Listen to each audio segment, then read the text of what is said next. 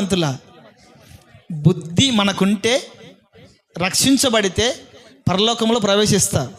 బుద్ధి లేకపోతే ఈ లోకంలోనే విడవబడతా. బుద్ధి కలిగిన కన్యకలు 5 మందే, అక్కడ 10 మంది కన్యకలు రాశారు. 10 మంది కన్యకలలో 5 మంది బుద్ధి కలిగిన వారు, 5 మంది బుద్ధి లేనివారు. ఈ బుద్ధి కలిగిన కన్యకలు ఏం చేశారంటే దేవుని సన్నిధిలో బుద్ధిని సంపాదించుకున్నారు. అవునా, మేము కూడా దేవుని మాటలు విని మేము కూడా రక్షించబడాలి. దేవుడు మా కొరకు నేడో రేపు మా కొరకు రాబోతున్నాడు.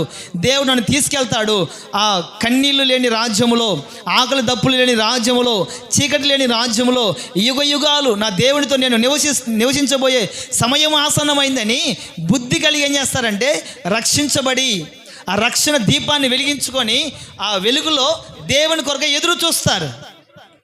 ఈ 5 మంది బుద్ధి కలిగిన కన్యకలు దేవుని కొరకు ఎదురు చూస్తున్నారు.